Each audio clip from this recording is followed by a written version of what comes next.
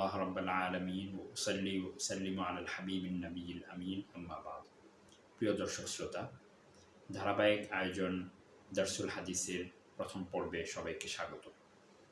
আমরা এই পর্বে হাদিস শরীফের ভাণ্ডার থেকে ছোট্ট ছোট্ট খুবই অনুসরণীয় এবং আমাদের যে গুরুত্বপূর্ণ ফরজ ও ওয়াজিব যে বিধান আছে এবং বিভিন্ন হারাম কাজ থেকে বিরত থাকার যে বিধান সম্পর্কিত যে হাদিসগুলো আছে, যেগুলো আমরা মোটামুটি সবাই কম বেশি জানি এবং জানার সুযোগ হয়, এর বাইরে অসংখ্য এমন হাদিস আছে যেগুলো আমাদের জন্য অত্যন্ত অনুসরণীয়, অনুকরণীয় এবং আমাদের সামাজিক এবং সমাজে বসবাসের জন্য এবং একজন মুসলিম ভাই বোন, প্রতিবেশী, আত্মীয় স্বজন, ঘনিষ্ঠজন, কলিগ সবার সাথে চলাফেরা, উঠা বসার ক্ষেত্রে যে হাদিসগুলো আমাদের জন্য খুবই সুন্দর, অনুসরণীয়, এই ধরনের অসংখ্য হাদিস রয়ে গেছে। এই ধরনের কিছু হাদিস আমরা কিছু কিছু করে আলোচনা করার চেষ্টা করব ইনশাআল্লাহ।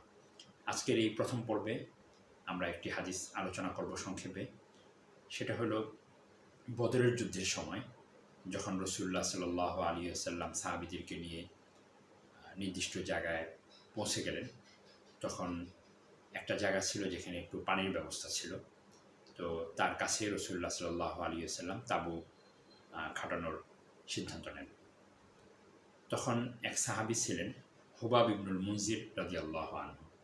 তিনি তখন রাসূলুল্লাহ সাল্লাল্লাহু আলাইহি ওয়াসাল্লামকে জিজ্ঞাসা করেন যে এটা কি ওহীর মাধ্যমে নির্দেশিত বিষয়টা, অর্থাৎ ওহীর মাধ্যমে আপনি নির্দেশপ্রাপ্ত হয়েছেন যে এখানেই তাঁবু খাটাতে হবে, নাকি এটা আপনার সিদ্ধান্ত, আপনার অভিজ্ঞতা এবং আপনার কাছে ভালো মনে হচ্ছে? তখন রাসূলুল্লাহ সাল্লাল্লাহু আলাইহি ওয়াসাল্লাম বলেন, না, এটা ওহীর মাধ্যমে নির্দেশিত না। তখন হুবাব ইবনুল মুনজির রাদিয়াল্লাহু আনহু একটা পরামর্শ দেন যে পানিটা পিছনে রেখে আমরা সামনে তাঁবু খাটাতে পারি। তখন রাসূলুল্লাহ সাল্লাল্লাহু আলাইহি ওয়াসাল্লাম তার পরামর্শ মোতাবেক সেভাবেই সিদ্ধান্ত গ্রহণ করেন এবং সেভাবেই অবস্থান গ্রহণ করেন।